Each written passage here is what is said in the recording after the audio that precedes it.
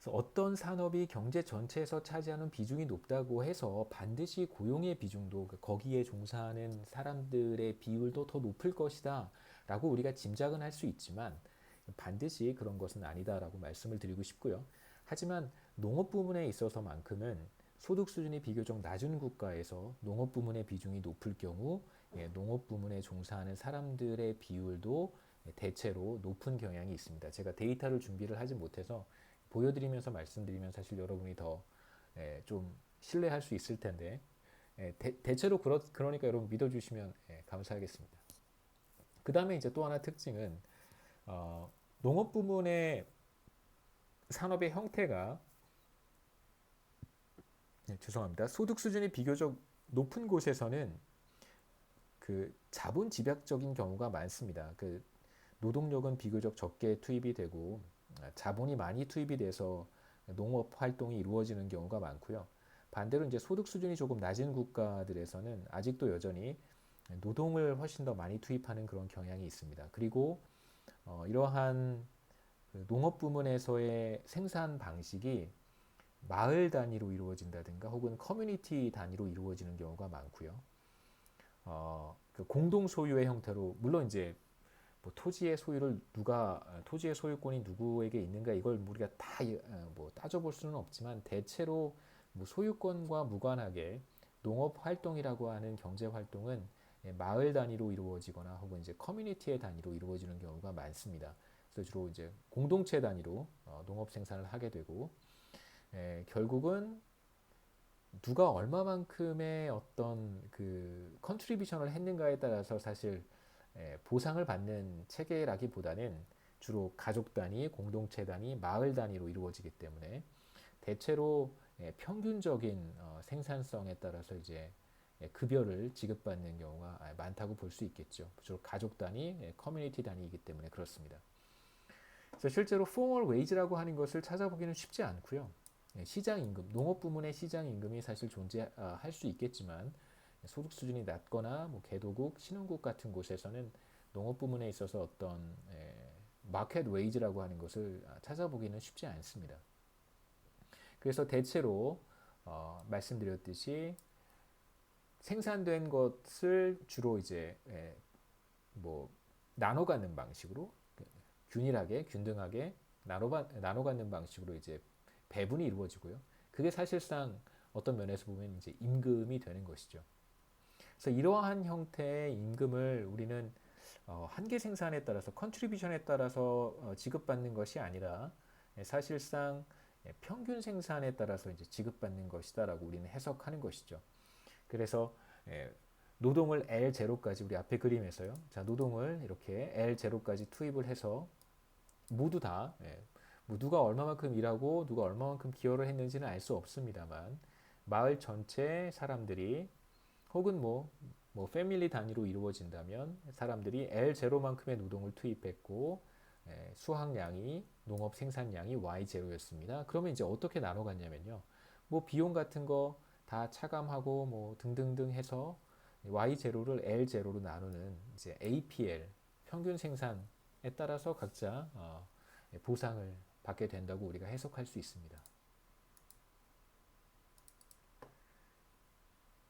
자, 앞서 우리가 확인했듯이 노동의 평균 생산성은 노동의 한계 생산보다 사실 더 높습니다. 그래서 그림을 그렸을 때 앞에 오른쪽 그림에서와 같이 이게 MPL이라고 한다면 APL은 이 위쪽에 이렇게 우리가 표시를 할 수 있고요.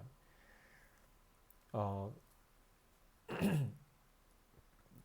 뭐 당연히 간단한 생산함수를 우리가 가정했지만 여기에서는 농업 활동에 사실 토지라고 하는 것이 일정하게 주어져 있습니다. 뭐 토지의 규모를 더 늘릴 수도 있겠지만 우리는 토지 규모가 일정하다고 가정을 하고요.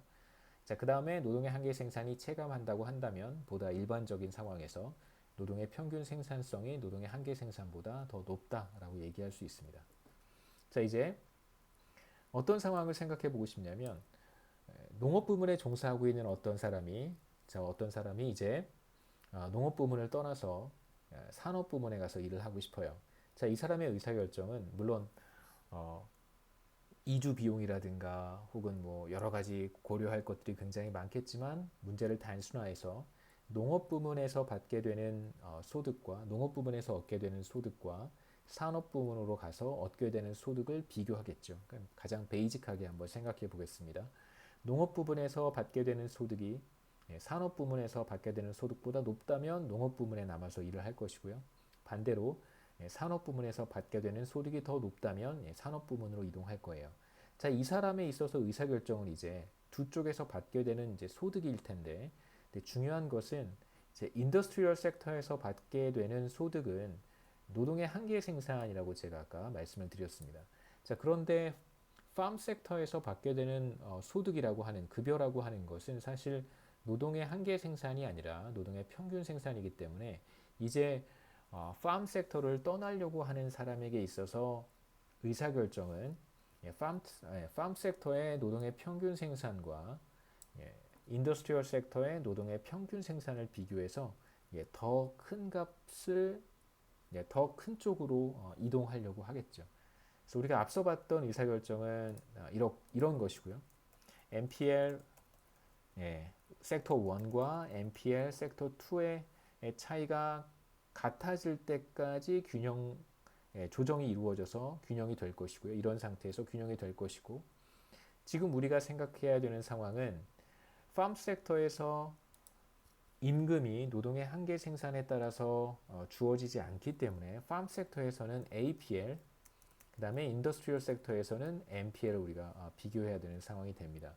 그러니까 사실 뭐 NPL로 해야 되지 않느냐, NPL로 하도록 해야 되지 않느냐라고 하는 것은 뭐 사실 의미가 없는 뭐 논쟁이고요.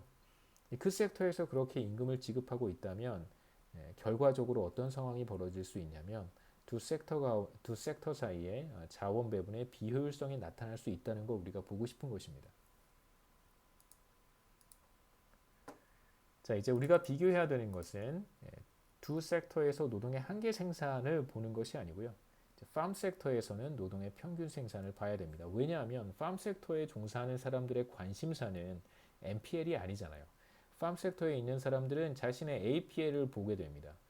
그래서 내가 팜 섹터를 떠날 것인지 떠나지 않을 것인지는 자신의 급여를 이렇게 보고 결정하는 건데, 그 결국 급여를 결정하는 것은 바로 노동의 평균 생산인 것이죠.